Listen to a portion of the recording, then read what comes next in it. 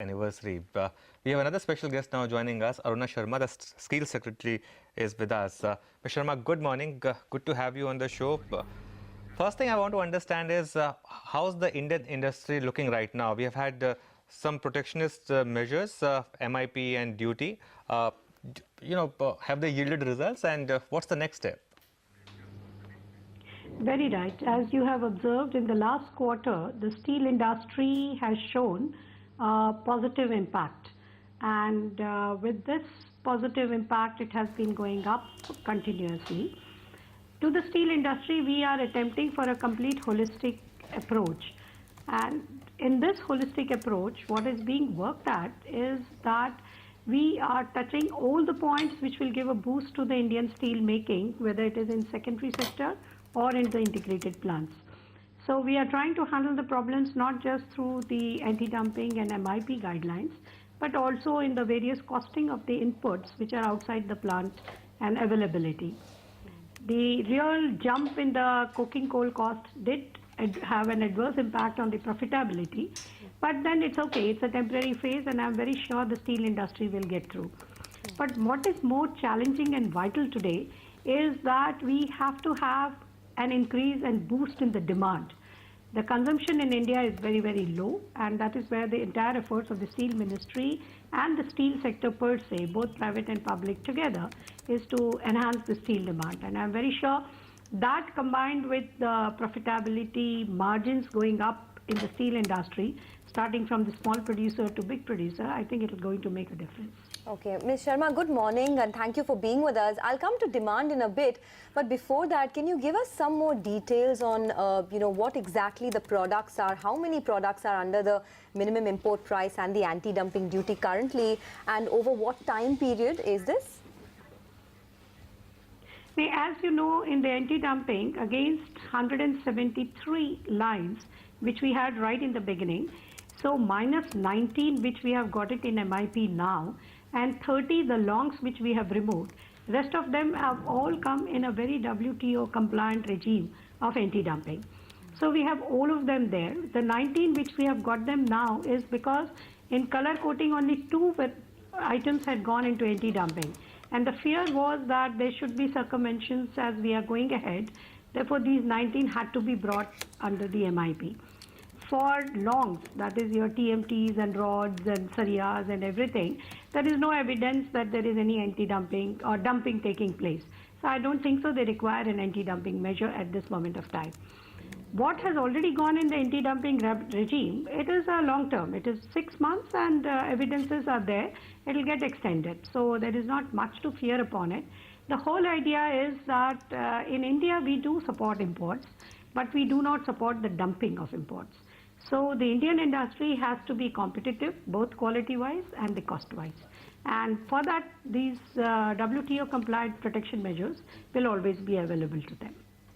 Well, Ms. Sharma, good morning. Nigel here. Ms. Sharma, you were talking about the total is 173 products. Just to understand that, 19 products are still under MIP, 107 had moved to around anti-dumping duty. What happens to the remaining? The balance 30, there is no evidence, absolutely no evidence. Okay. And separately, we are taking up the case for the pipes as well as for extending the range in the stainless steel. Okay. Today's stainless steel, so these two is under process. All right. Ms. Sharma, you also spoke about spurring steel demand. I'm just looking at some numbers. April to October, the total steel demand growth was what? I think it was 3% or thereabouts. Now with demonetization, yes. What kind of a growth can we look at realistically for the entire FY17? There are murmurs that maybe we could even have a negative growth. Your thoughts on that? No, I don't think so. It will be a negative growth. It is a temporary phase because it's a way you plan to transact. And this will give a big boost to the construction sector. This will give a big boost to the infrastructure development. It's only the way they're in a habit of transaction is going to get metamorphosized. And I think that is a little impact that is there today. And in steel sector, the majority of the transaction which takes place is through the E-mode. It is that smaller sectors or smaller thing which was being handled by cash. And now with as a steel industry, we have taken up and decided to educate the people on this, ensure that all transactions of the producers are on the E-mode. Not only that, the colonies, because the integrated steel plant, whether in private or public sector, we do have big colonies. So those colonies also we are educating people to go for the less cash. And the villages which we have adopted, that is in the mine areas or in the deep forest areas, there also we are testing with the technology. So I'm very sure the Steel Ministry will have a full range of technology and see that how effectively it is working, and I don't think so it will have any adverse impact. It's a small transition phase. But what is the impact that you have seen on the steel industry so far between November 8th and now? Because the anecdotal evidence that we are getting is that their production has been hit, especially in some parts like the south. You are seeing a lot of supply related problems as well. What is your own anecdotal evidence suggested? Let me tell you this thing. The production figures, I don't think so it has come down anywhere. The production rates are continued to be same. The secondary sector and the distributors, it is there, yes. There is a little slowdown there. But it is only that they have to get into the way of transaction mode. So they have shifted to check payments, which is the easier way of doing it instead of cash handling. And it is going to create a very healthy situation in the marketing of the steel. Because today maybe a lot of cash which was unaccounted or where the tax, service tax and all were not paid. So maybe few producers were becoming non-competitive because of these differential rates. I think it will even out as we are going ahead.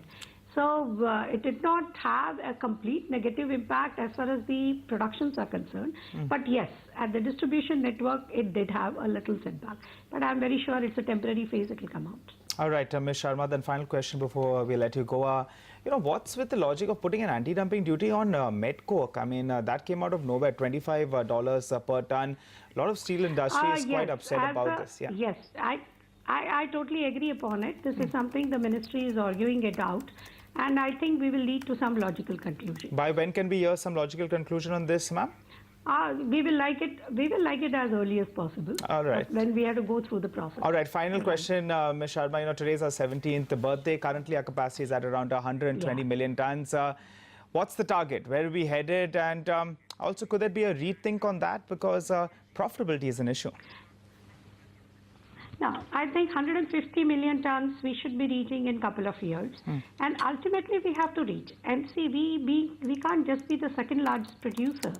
We have to be a substantial second largest producer. Okay. And we have to produce value-added products which are ready for imports as well.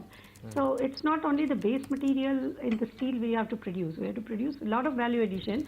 In India, the automobile industry is on a trajectory. More and more automobile manufacturers are coming in the country. So all this thing will have a very, very strong and bright future.